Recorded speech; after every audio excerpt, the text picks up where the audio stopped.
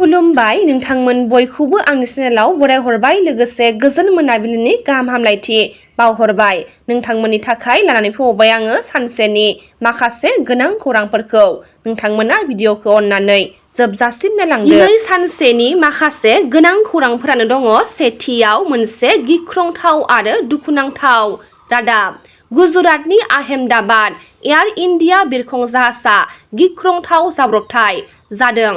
आहमेदाबादनिफ्राय लन्दनसिम थांनो नागिरनाय गंसे एयार इन्डिया बिरखं जाहाजआ गिख्रंथाव जाब्रबथाय जादों। मख'नो गोनांदि बे जाब्रबथाय जानाय बिरखंआव गासै सा 242 सुबुंफोर दंमोन आरो दुखुनांथाव बाथ्रादि बे जाब्रबथायाव सा 30 सुबुंफोरनि जिउआ गोमायो होनना खौरां मोननाय जादों। गुजरातनि आहमेदाबादनि बिरखं जाब्रबथायाव जिउ खहा जादों। गुजरातनि बारग' गिबि मन्थ्रि बिजय रुपानी। मख'नो गोनांदि आहमेदाबादाव जाब्रबथाय जानाय बिरखंआव थानाय दावबायारिफोरनि फारिलाइयाव बिरखंआव दावबायारि महरै दङमोन भारतनि सा 169 सुबुंफोर, ब्रिटेननि सा 53, पुर्तगालनि सा 7 आरो कानाडानि सासे नोगोरारिया। दिनै सानसेनि हाबाफारिजों बड'लेण्ड सोमावसारनायाव मुंख्लं जानाय सा 333 आरो बिएलटि सोमावसारनायाव मुंख्लं जानाय 91 नखरनो बिटिआर सोरखारा राङारि अनसुंथाइखौ दिनै गथायनानै होबाय। मख'नो गोनांदि तामुलपुर दख'रा एबसुआ 38थि बड'लेण्ड मुंख्लं सान फालिदों। दिनै 12 जुन बड'लेण्ड मुंख्लं सान। बर' हारिनि सिनायथि, रैखाथि आरो थामोनथायनि आरो बुहुमाव बर' हारिखौ सिनायथि होनो थाखाय दुलाराय बर' फरायसा आफादनि आलादा रायजो बड'लेण्ड सोमावसारनायाव 1987 मायथाइनि 12 जुन खालाराव गिबियै सुजित नार्जारी बिथाङा मुंख्लं जादोंमोन आरो बे सुजित नार्जारीनि थैनाय सानखौनो दुलाराय बर' फरायसा आफादआ बड'लेण्ड मुंख्लं सान महरै फालिबोदों।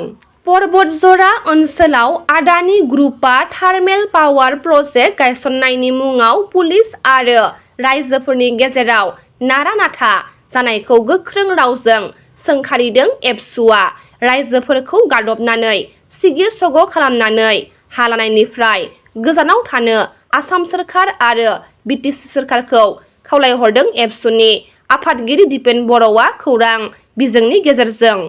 क'क्राझार जिल्ला सिखना जोहोलाव माहारियारि हाग्रामानिफ्राय मासे हाग्रानि मैदेरा थांनाय हराव 2 नं प्रधानपुर गामिनि थागिबि 55 बोसोर बैसोनि मालदां नार्जारीखौ गाग्लोबना जिउ खहा खालामलांदों होनना खौरां मोननाय जादों।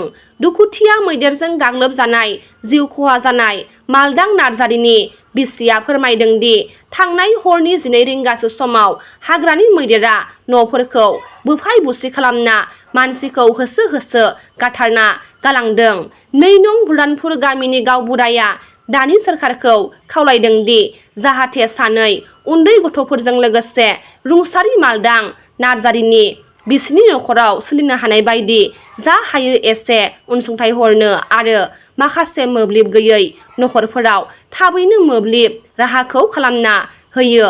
बेबायदि मोब्लिब गैयैनि थाखायनो बे हाग्रा साखाथियाव रायजो जानाय नखरफोरा गोबां मैदेरनि उदखाराव गोग्लैनो गोनां जाबाय थायो होनना खौरां मेलनि गेजेरजों फोरमायथिदों।